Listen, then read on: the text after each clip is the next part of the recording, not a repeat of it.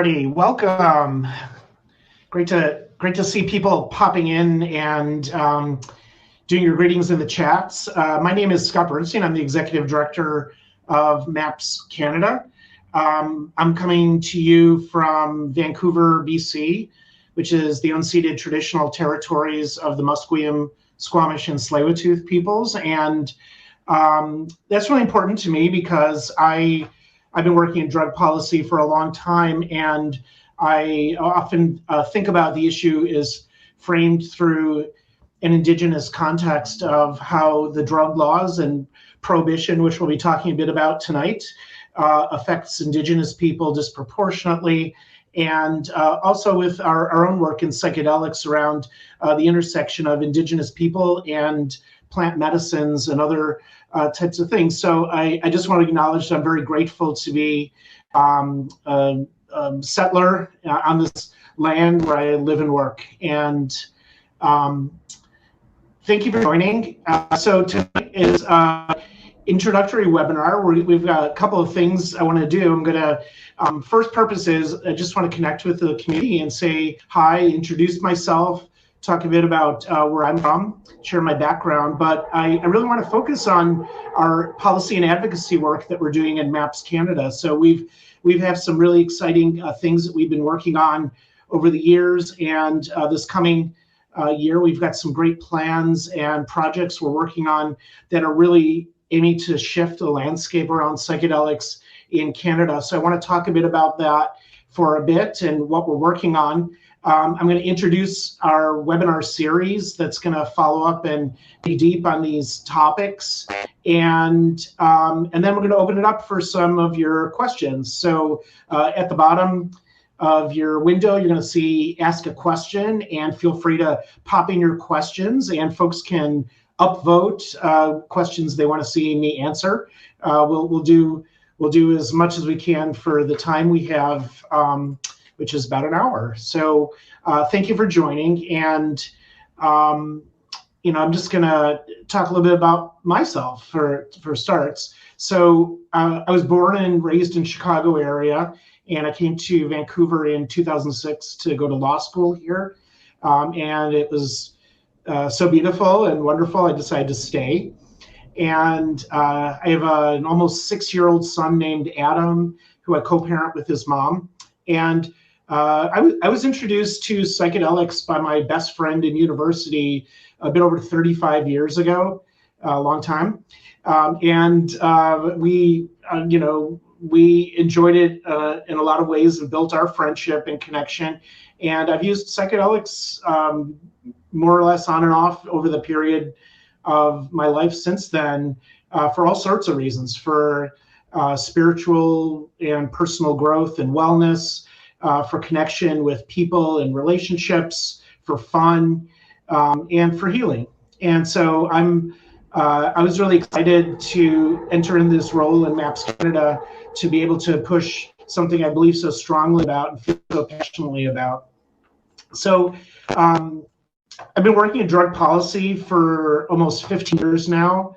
So I started my my most recent career path as an environmental studies, getting an environmental studies master's degree at University of Wisconsin, and I wanted to continue in the area of law to be an environmental lawyer. So I came to UBC in 2006, and after a year of being at UBC, I happened to connect with the famous constitutional law firm Arve Finlay, and Joe Arve was one of the premier constitutional lawyers in Canada. And by circumstance, the first real legal case I ever got to work on was the Insite safe injection site constitutional case. And so over the years, I got to work on that case as a law student, and then an article student, and then as a new lawyer in the Supreme Court of Canada. And that case was really my introduction into concepts such as harm reduction and drug policy reforms, as well as the intersection of these things and human rights. And so, that case, it taught me a lot about how drug policies affect people, particularly marginalized people, Indigenous people, people of color in Canada.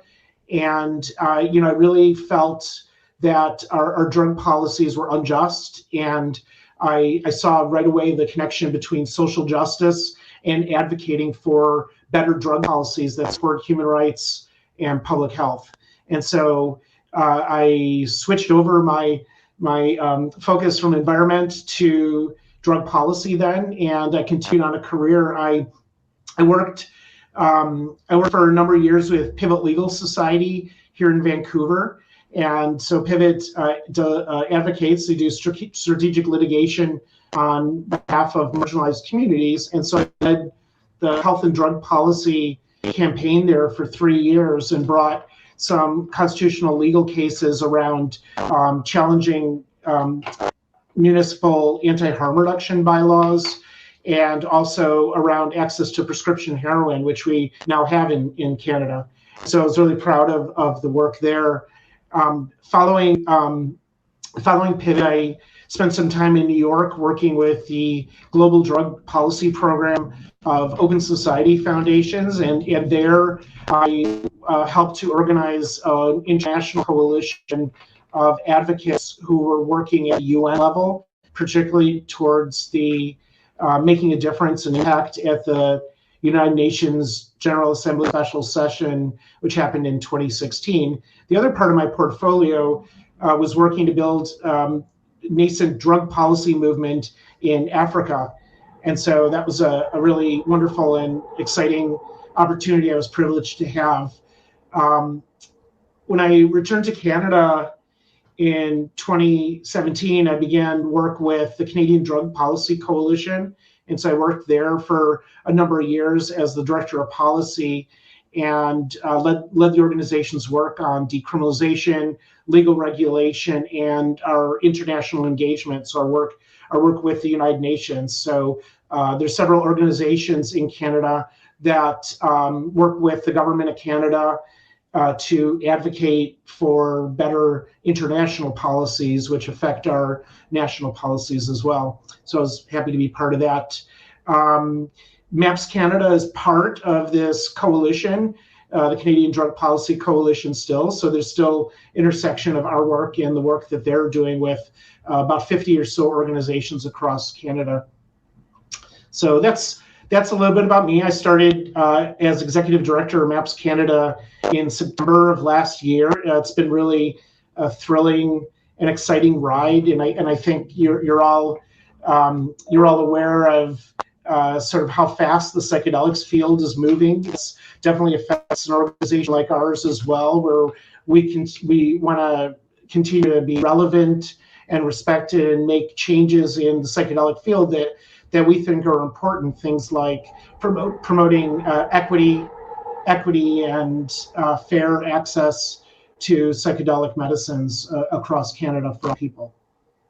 So we're going to talk a little bit tonight about psychedelic policies. So this is a focus. We focus, our organization has two big focuses. One is around psychedelic research and working in research. The other is about policy and advocacy.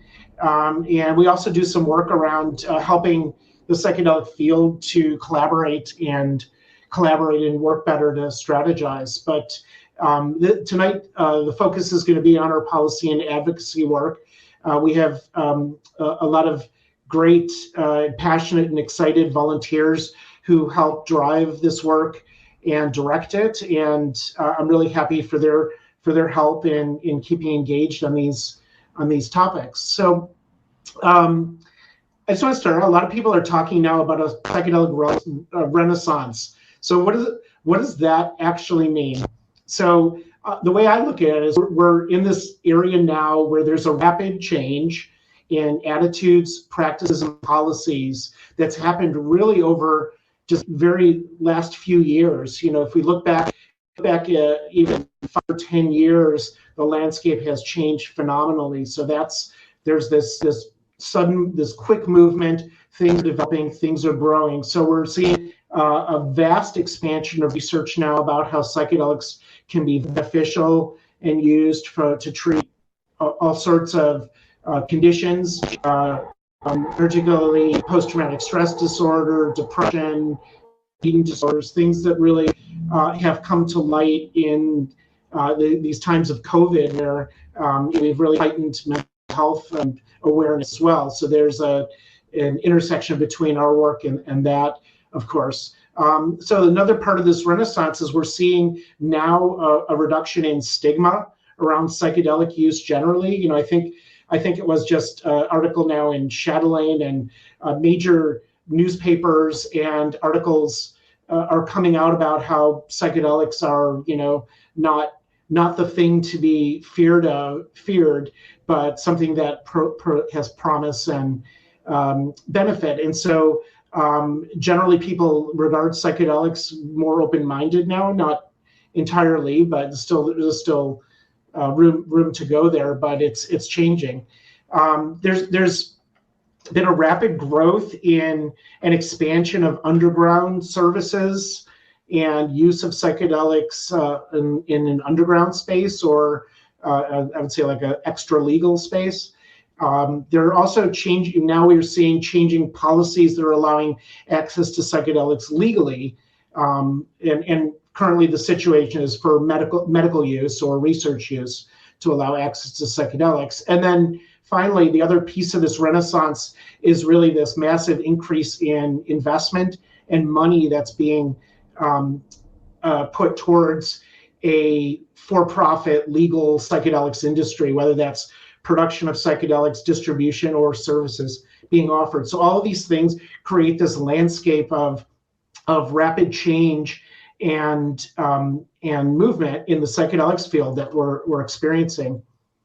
So since we're talking about policy, I want to start out and just talk a bit about taking some stock, like what's changed, what hasn't changed. And so things that haven't changed, psychedelics remain a controlled substance under federal legislation. So most psychedelics do. That's the governing legislation is the Controlled Drugs and Substances Act. And without government permission, it's illegal to possess, produce, or sell most psychedelics. Permission is granted by the government only for medical or research purposes at the moment. So ketamine is now the only psychedelic in Canada that can currently be prescribed and be used in a clinical setting to treat mental health conditions such as depression. And we're now seeing a growth of clinics that are offering these services in Canada. So all other psychedelics out there can only be legally accessed through a number of mechanisms. One is through clinical trials. So there's a lot of research going on, there's a lot of research that's happening, and there's a lot of research that's in the pipeline being contemplated, and we're going to see develop in the next few years. And so research is being supported by private institutions or academic institutions, or actually industry themselves. And so there are trials now going on around psilocybin, MDMA, LSD, DMT, and so on, as well as some companies are developing unique proprietary molecules that are psychedelics that they're testing to see whether those are effective in treating things. So the first way to access psychedelics legally, clinical trials. The next way is through what they call a Section 56 exemption. So the Controlled Drugs and Substances Act allows the federal health minister to allow anyone or anything, and that includes a class of people or individuals or a place, to get by any of the laws that are set out in that legislation, the Controlled Drugs and Substances Act. So they can allow anything and everything to happen for anyone if they wish. And what's happening is clinical practitioners, sometimes doctors, are applying for exemptions to get access to drugs such as psilocybin for use in treating people with depression or other things. And so from between August 2020 and January of this year, there were actually quite a few of these exemptions that were granted, but it looks now that window has been closed, or at least greatly reduced. And we're not sure if that's a temporary thing or a permanent thing, but time will tell. But it seems like those exemptions are no longer as freely available as they were. And then the third mechanism is through something called the Special Access Program, which is through Health Canada. And this is this is a mechanism where physicians can request drugs that are not legally available yet in Canada. They can request them for patients that have critical health issues or end of life. And so, an example is something like an HIV medication that's approved in Europe, but not yet here in Canada. A physician here can apply for access to that through the Special Access Program to get it. And so recently, through after advocacy that we initiated in partnership with the British Columbia Centre on Substance Use and the Canadian Drug Policy Coalition, and then the activism and support of a lot of individuals and organizations across Canada, Health Canada reformed those regulations to allow psychedelics to be accessed through the Special Access Program, in theory. And so what we now have that as an avenue where physicians can apply to have access to psychedelics. Generally, that's going to apply to psilocybin or MDMA, where there's existing clinical trials that demonstrate safety at a minimum. But to date, I'm not aware of any of these applications that have yet been approved. So that's the downside of that. So we don't yet know where the Special Access Program requests are going to go. So psychedelics are regulated, and drugs generally are regulated and legislated at the federal level, but it's up to the provinces and also sometimes the municipalities to decide enforcement of these laws. And so criminal laws is done like on a provincial level with the RCMP. It's done through municipalities that contract with the RCMP or have their own police services. For example, Vancouver, we have the Vancouver Police Department. Police officers, prosecutors have a lot of discretion about how they enforce the law. And so we see generally, some things like cannabis stores in Vancouver were given, it was very clear that it was a low priority of the police to enforce closing down cannabis stores, and they were allowed to remain. Other jurisdictions have seen crackdowns when illegal cannabis stores came about before the legalization of cannabis. So similarly, we're now seeing in some parts of the country opening up of psilocybin mushroom dispensaries that are outside the law, but they remain a low priority for police enforcement, and so they're allowed to sell. So we have a couple of those in Vancouver. Again, it's really uncertain how that's going to unfold in the long term, and whether there could be a crackdown or not. So that's sort of the current state of where we are around access to substances. Again, we're going to dig more deeply into those issues in our webinars when we talk about things like Special Access Program and the Section 56 exemptions in our third episode, which I'll talk about a little bit further when we talk about access to psychedelics as medicine. But I want to talk a little bit about like what's on the horizon, like what do we think is going to change, or where is movement happening?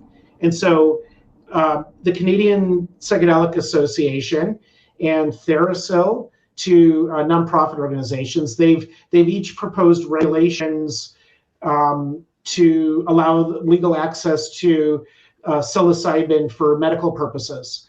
And so these are, we support both of these. We think they're great tools for educating the public and for fostering discussion about how we would want to see psilocybin or other substances regulated in a medical environment. The reality is that, would Health Canada just adopt these? No, probably not. Health Canada wants to see things like clinical trials go forward to support policy change. And so right now there's ongoing clinical trials for MDMA, for psilocybin. So I think while some folks are using psilocybin therapies for research or through some of these exemptions, there needs to be a bigger body of research before Health Canada is going to make some changes around regulations to access. Most likely, 99% that would be my prediction. So around drug decriminalization, so decriminalization would reduce the penalties for possessing or possibly distributing drugs, but it wouldn't really deal with the supply end of it as legal regulation would. But decriminalization is really effective in removing the harms of these policies, particularly in those people who are most affected by them, and that's people who are homeless, people who are impoverished, people who are Indigenous, and they vastly are overrepresented in our prison population and in the targets of drug law enforcement. So decriminalization is something we should be all advocating for. And there are now 4 bills floating around in Parliament around decriminalization. Some of them propose to eliminate the offense of personally possessing all drugs, including psychedelics, in whole. Some of them would require the federal government to create a strategy to decriminalize all drug. But the good thing is there's movement, and there's movement in this field, and it's advocates have been calling for the federal government to decriminalize it for a long time. And so another change in this area is the governments of British Columbia and the city of Vancouver have both made one of these Section 56 sub 1 applications to the federal health minister to decriminalize possession within their jurisdiction for small quantities, including psychedelics. So that would be for personal use. And so, and there's also municipalities such as Toronto and Region of Peel are considering making similar requests. So these haven't yet moved towards approval, but it's a step in the right direction to have these jurisdictions at least asking for them from the federal government. So that's the lay of the land. And I want to talk a little bit now, shift gears a tad, and talk about MAPS Canada's 4 policy advocacy priority areas around policies. And so what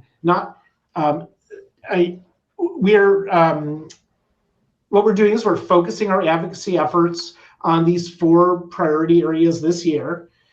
Some of these are areas we've long advocated for change in. For example, increasing access to psychedelics as medicine. Some of them are new to us. Example, legal regulation. Each of these areas, it has a dedicated webinar that you can watch, and you can hear us talk with some experts in the field from around the world who can really unpack the nuance of these topics and teach you or inform you what you would want to know about these and how ways in which we can all advocate for changes like these if you support them. And so I'll talk about the series a bit more at the end and what that's all about. But we're gonna have each of these episodes is gonna track our advocacy priorities. And so first one is decriminalization of all drugs. So because the harms of prohibition extend beyond any one class of drugs, for example, psychedelics, and also we don't believe there are good drugs or bad drugs out there.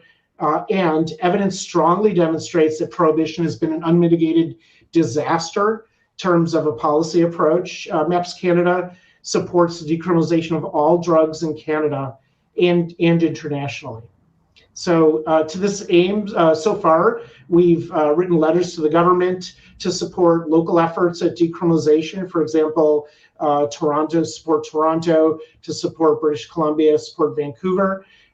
We are part of a national coalition of organizations advocating for decriminalization based on principles that are informed by people who use drugs and a decolonized lens. And we're going to be sharing the expertise from our community and experiences with the House and Senate committees as these 4 bills progress. When they get there, we're going to be writing in to make written or oral submissions on these bills to support changes that we want to see happen. And then finally, we're working with a coalition of organizations on a legal case that would revolve around sentencing related to drug offenses. And so those are some of the areas in which we're engaging in decriminalization. The second area of advocacy is around supporting harm reduction for psychedelics. So if for those of you maybe are unfamiliar with the term, harm reduction refers to a set of policies and practices that seeks to reduce the risks associated with taking drugs and also the risks related to the policies affecting how people can access them. And so in the broader world of substance use, it's things like providing sterile injection equipment. It's about providing safe spaces to inject or inhale drugs under supervision of medically trained staff. With psychedelics, there's a whole body of information and experience that we can share with you about harm reduction, of how to make psychedelic use less risky if you choose to take psychedelics. So MAPS Canada, we neither condone nor condemn the use of any substance, legal or otherwise. But we recognize that despite psychedelics being illegal for non-medical or research purposes, a lot of Canadians choose to use them. And we feel that there's a collective responsibility of stakeholders in the psychedelic community, like ourselves, to ensure that the risk of taking psychedelics is understood and steps to reduce risk are shared and encouraged. And so the current state of prohibition means that the unregulated drug supply is unpredictable, with drugs being sold that are adulterated and of unknown potency and makeup. So MAPS Canada is supporting evidence-based discussion about the risks and benefits of psychedelics and techniques that people who use them can use to reduce their risks. So in this area, we're going to be doing a lot of work in the next few months. So next month, we're launching a 5-month social media harm reduction campaign around psychedelics that's going to build up to festival season. And to our knowledge, this is going to be the most comprehensive campaign of its kind in Canada. So we're really quite proud of that, and we're excited about that. We're going to be partnering with Dance Safe and others to offer drug testing kits to our community, and we're advocating for changes of laws that prohibit drug testing in environments such as clubs or festivals. And so, and then, as we grow, we are exploring new ways in which we can support harm reduction education and interventions. And I know there's a lot of interest and excitement among our community and volunteers for creating safer spaces for consumption of psychedelics, creating safer environments for consuming psychedelics. And we're in favor of that, and we're going to be continuing to look for new ways we can be involved in that space. Our third area of policy advocacy is around improving access to psychedelics as medicine. So our mission statement says that we are committed to advancing psychedelic medicine by supporting scientific multidisciplinary research, advocating for drug policy reform, offering public education, and supporting equitable access to legal and regulated psychedelic medicine in Canada. As research demonstrates more and more opportunities for psychedelics to heal mental and physical health conditions, we continue to support greater access to these medicines, and it should be done in a culturally appropriate, safe, and equitable context. Right now, there are a lot of barriers to accessing psychedelic medicines, including legal, structure, social barriers. We're working to understand these barriers better and to advocate for greater access to everyone, and also to reduce these barriers where we're able. And finally, our last area of advocacy is around moving forward the conversation about legal regulation of drugs. So after the war on drugs is over, and by the way, drugs won the war on drugs a long time ago. So what comes next? Legal regulation offers the best evidence-based solution for creating a safer, more equitable framework that supports public health, human rights, equity, and inclusion. MAPS Canada is a supporter of legal regulation of all drugs, but the real issue is two real issues. One is, how do we get there? What does that look like?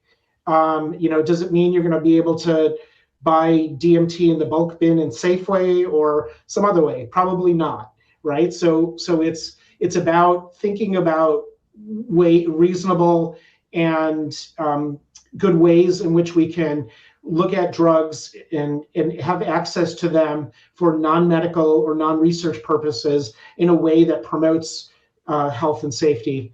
And so, the issue is like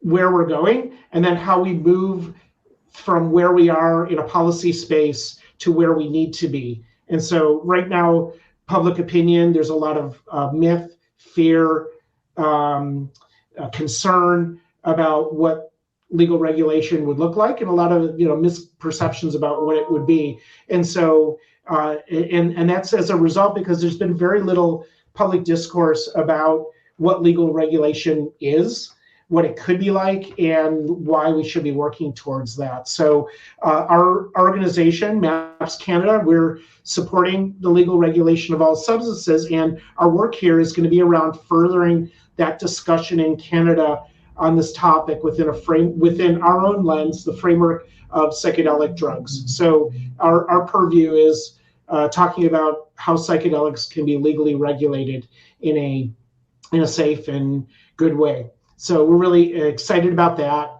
and excited to be leading the work on that. So that's going to be a really excellent webinar on legal regulation. They're all going to be really excellent, but so I encourage you to tune in.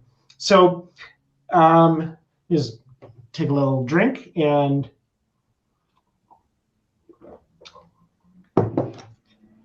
yeah, so webinar series, really excited. This is great. Let me just say that this is a fundraiser for MAPS Canada. We are generating this series of 4 webinars in a way that we can get some funding to support the amazing work we're rolling out here. And we're a small organization. We're run largely with the support of dozens of committed and passionate volunteers who make the work possible. We wouldn't be able to do a fraction of what we do without the support of our volunteers, but it still requires some funding to operate and to work and do this work. So our webinars, I think they're dual purpose to educate, inform, have a discussion, also generate a little bit of funding for our organization. So we're delighted to announce this series. It's going to be starting next month. April will be the first webinar, and they'll be focusing on decriminalization, and then they'll happen once a month, beginning April 20th, and they'll be hosted on Crowdcast, and these are going to be on these 4 topics of decriminalization, harm reduction, access to psychedelic medicines, and then legal regulation. And so We have an amazing, as I mentioned, we have an amazing collection of guest experts from around the world to talk about their work and their view in these subjects. It's really going to be an innovative and unique webinar experience. We're really working hard to make this exciting and interesting. And so we're partnering with valuable allies in this series. And so we're going to explore the complexities of the work MAPS Canada is doing to support all these advocacy efforts and to support legal access to psychedelics. So tickets are going to be $60 for the full series of 4, or $20 for individual episodes. If you can't afford that, ticket reductions will be available for those who need it. And if you're unable to attend any of the episodes live, you'll have access to view the missed episodes later and rewatch them. So this will be something that you can continually, or maybe you want to see it again, or maybe you want to have some highlights from it again. You can rewatch that, or if you missed it. All money that will be raised to support the work of MAPS Canada, and you can register for the upcoming series right now. Michael posted a link in the chat that you can use. And also, if someone you know would like to sponsor an episode of the series, we have opportunities for sponsorship that helps us generate a little bit more money and put the word out about the episodes. So contact us if that's the case. And we really hope you can join us for this. So look at that. I am exactly on time for what I did. I think I'm a few minutes shy of my timeline here. And I see there's a bunch of questions in the question chat box. I'll go take a look at those in a second. And I also want to say, if you're you don't have to wait for the webinars to support MAPS Canada financially. If you like what you heard, or you know about the organization and would like to support us financially, we're very grateful. You can do that on our website at any time through the donate tab, and we're eternally grateful for your support. Okay, I'm gonna tackle this first question here. So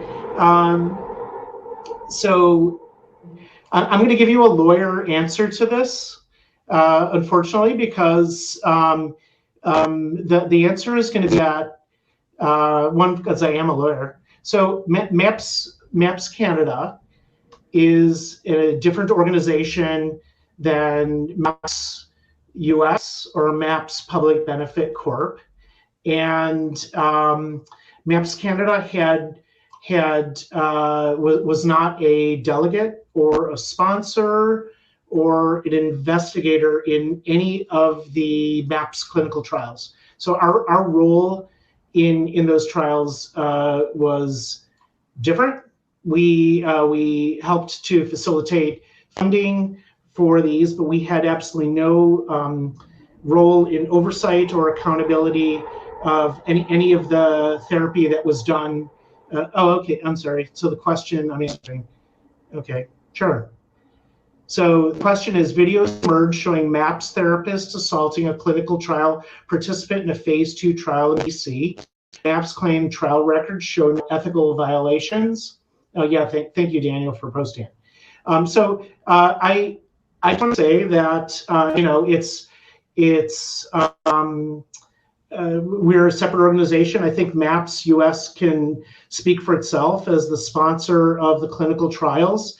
As an organization, we support ethical clinical practice. We support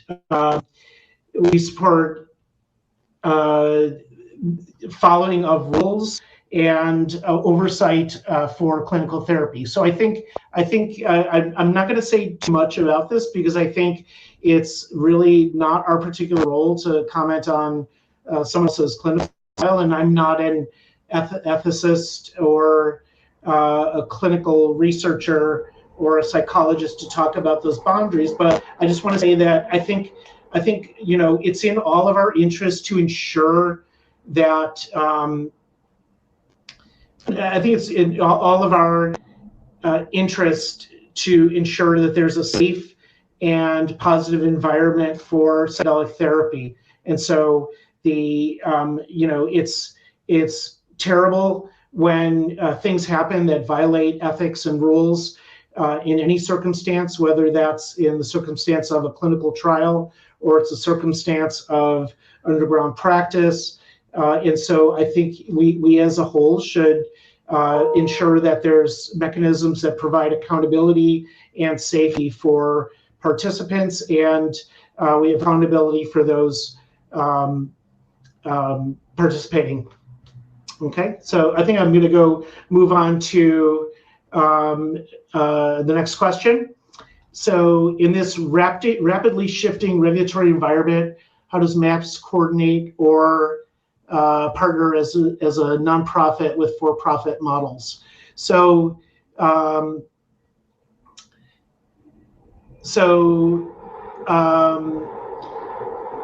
we are open to working with different partners. I think we have our own priorities and practices, and I think one of those is ensuring. I think the reality is that industry is part of this environment, and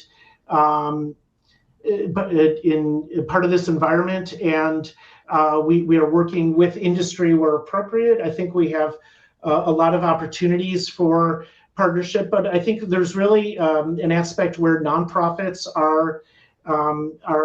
have their own unique voice and values in supporting equitable access and supporting other aspects of psychedelics that we want to see happen.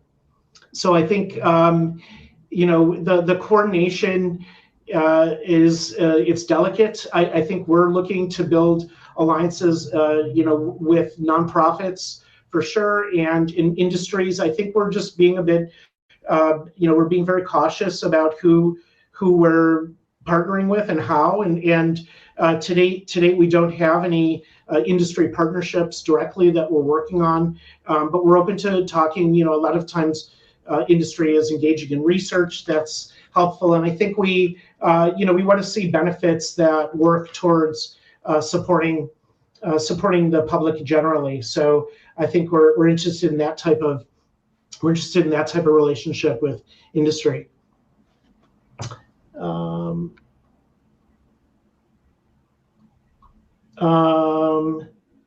Yeah, so is the new special access program a step in the right direction? Has anyone gotten access through this route? As far as I know, nobody's gotten access through this route. I'm not sure whether it's a step in the right direction, because the end result was that Section 56 exemptions stopped, and I think the rationale of the government was that the special access program would take the place of that. So and it hasn't. So I think it remains to be seen. There's some additional barriers around the special access program. I think that I think that it's to be seen. So we're working around ensuring that special access barriers are evident. We're going to be doing a bit of research ourselves around how special access is rolled out, and so the idea is that we can figure out exactly how special access is working. So I think it's like not a panacea. It could be a step in the right direction. Like, I think a few things need to be put in place, particularly around access to who's producing the substances and where we're having access to right now. So right now there aren't legitimate sources of psychedelics available for the special access program, and so whether that's psilocybin or MDMA, and so it's actually being worked out where those are coming from. Okay.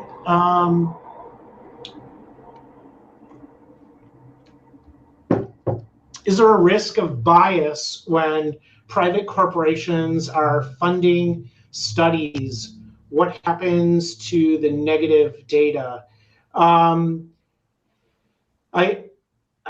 think there's risks. I think there are risks. I'm not a research specialist, but I think there are risks when private companies or others fund studies. Like I think there's often inherent bias in this, and so I think that the question is, we want to ensure that the results coming out of things are actually gone through and looked at through peer review and through other processes where we can double check the data. But I think there's a lot of incentive. The answer is it really depends. I think there's a lot of it depends on the interest of the corporation, and the fact of the matter is that I think the majority of research is going to be taking place within private corporations.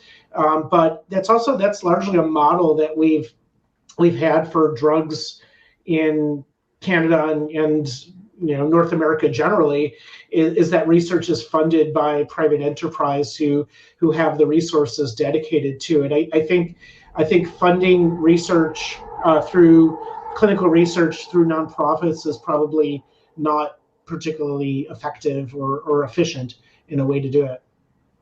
I don't know the answer to that. Special access program will happen to natural formulations and growing in the Health Canada infrastructure.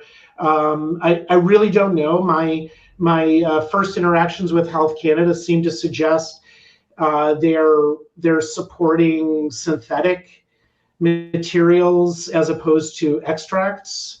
I really don't know where they're going to land around this. It's there's not a wealth of information available, and so we're really going to have to see how it rolls out. And I know there are now licenses that are producing natural formulations as well as synthetic formulations for psilocybin, for example. And I think Health Canada wrestles a little bit with natural formulations around the same areas, just in issues of things like consistency or other standards. But I don't really know where ultimately they're going to land around that, and whether special access program will have no room at all for that. We'll see. Are current trials taking place in psychedelics for treatment of substance use disorder? As far as I know, there aren't yet ongoing trials in Canada around treating that. So if others have information about that, they can post it. These are popping up and down. What are my thoughts about how psychedelic assisted therapy should be regulated? What do I think is the most important criteria for certification? So I think therapists of all therapists are regulated with their own college and practitioner ethics and training, but use of psychedelics requires something additionally, and we have I think training needs to be regulated. I think there has to be aspects of training that support some of the individual distinction of using drugs such as MDMA or psilocybin. I think there's a question in the chat. The follow-up is sort of like, what about therapists in the underground? Like I think it's sort of a bit of a catch-22. How do you regulate an unregulated space? So, people are in the underground because they're practicing something that's not yet legal, which means that there's areas around risk for them in practicing in this. And so it's sort of I think it's largely going to be a challenge, and I don't have the answer to it, but I think it's something that really needs to be examined and looked at, of how that can be done. And whether that's, I think currently it's done through informal networks and references and people sending people to other people, but I don't know that that's a sustainable way to go on. What are the benefits of Indigenous representation? What are the benefits of Indigenous representation within an organization applying for either special access or exemptions? I don't know.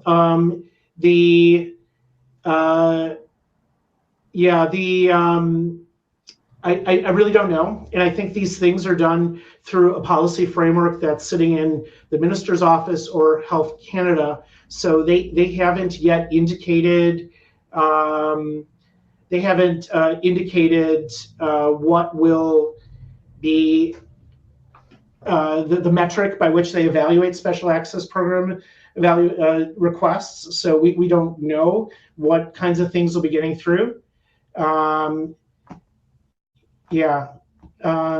I think we don't know. I don't have an answer to that. I'm sorry. The special access program is a cumbersome application.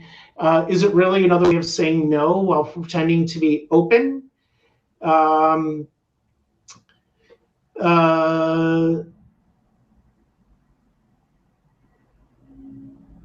If I looked at the application, I've glanced at the application process. It is cumbersome. I think there are barriers to it.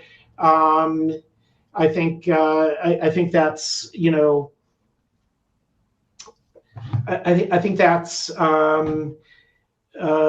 things we need to advocate for Health Canada to make it an easier process.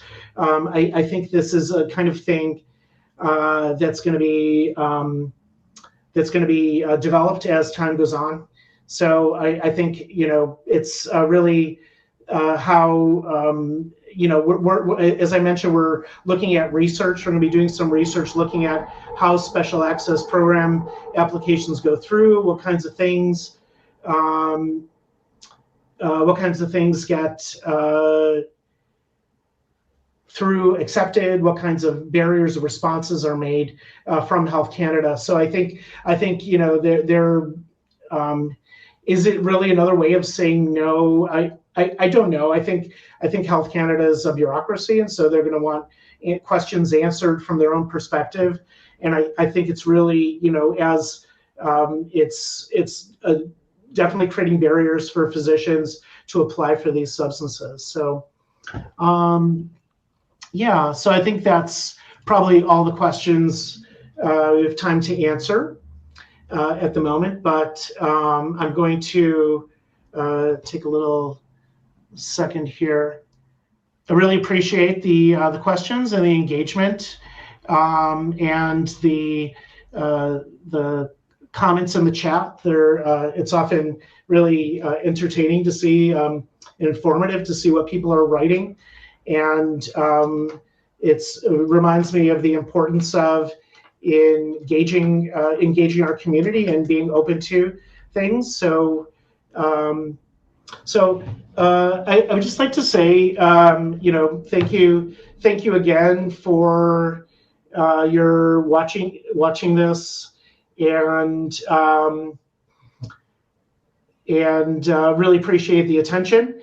And I want to encourage you again to sign up for our webinar series. It's going to be really exciting. We're really excited to be having, you know, presenting these topics and engaging in the advocacy that we're doing. So thank you very much for your attention and your generous support of MAPS Canada in the past.